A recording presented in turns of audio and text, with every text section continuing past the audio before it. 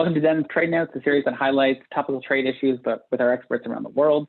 I'm Stephenson, a senior associate in Den's Toronto office, and I'm here today with Henry Chen, a senior partner in our Shanghai office.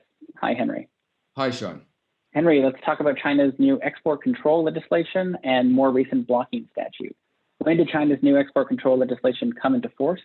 And what does it change from the previous legal situation in regards to export control? The export control law came into force on December 1st, 2020. The primary purpose of this law is to safeguard national security and interests and to fulfill such international obligations as non-proliferation of nuclear materials.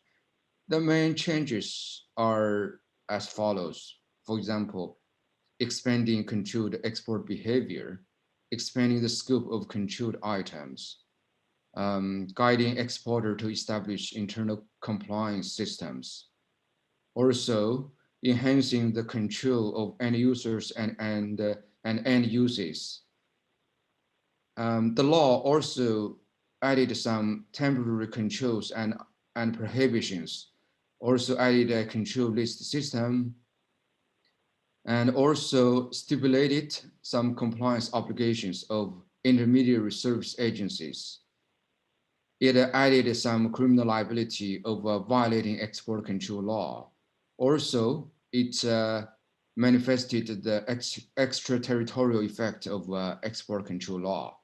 Also, it stipulated adoptable reciprocal measures. That's great. At a high level, can you briefly describe what is caught in the export controls?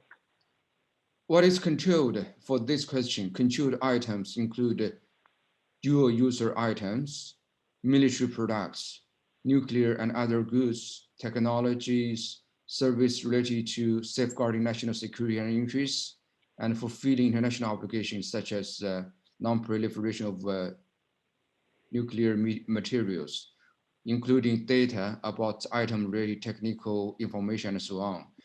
It pretty much filled up the previous legislation vacancy on the export of technical data. So what does this mean for business? What does this mean for business in China? And what does this mean for Western businesses, for example, North American business or European businesses with supply chains connected to China? Well, if a company is defined as an exporter under export control law, no matter it is a business in China or a Western company in China, it should establish an internal export control compliance system and runs it well. As such, the exporter could claim some meaningful credits from perspective of lawmakers and law enforcers. For the specific import-export action, the state's export control authorities may grant it a general license or grant some other facilitation measures. Certainly, the exporter should actively pay attention to the export control guidelines issued by the authorities and take good use of the export control experts like us, to help them to comply with the law, as well as some compliance guidelines to claim some meaningful credits from it. It could be a double-edged sword, right? The sword could cut yourself. However, by using it well, it could help you do business a lot in China. For the companies with supply chain connections to China, the companies should bear in mind that if they don't behave well, they could cause the damages to the exporters from China. So it's kind of a two ways compliance. One way from exporter to the connectors on the connection, on the supply chain connections. On the other hand, the entities in the supply chain should work together with the exporters from within China to make sure the exporters will not get punished under Chinese law and vice versa. On a separate topic, more recently, China has implemented blocking legislation, largely in response to the U.S. government, recent U.S. government measures. Mike Zolan spoke about those U.S. measures briefly on the last episode of Trade Notes.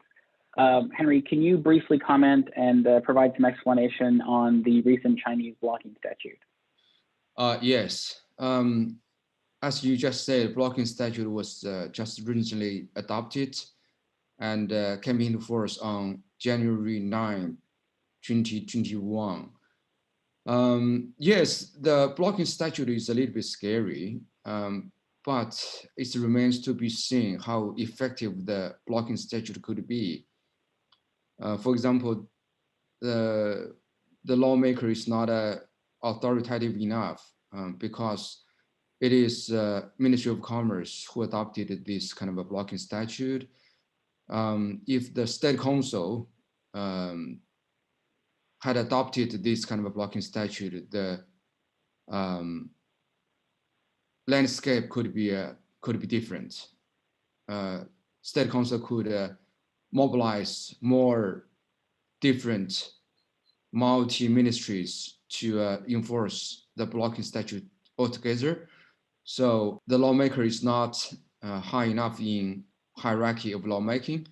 So Henry, on that note, looking into the future, can we expect additional trade regulations that business should be aware of or potentially anticipating? Yes, we anticipate many more statutes or regulations down the road, and we will keep you informed. Pay close attention to Denton's Trade Notes. You will know it. Thank you very much. Thank you, Henry. Again, this is a key area to take into account, both from a compliance perspective and in regards to global supply chains. That's it for this episode of Trade Notes. Please subscribe to the series and hear more from our experts around the world.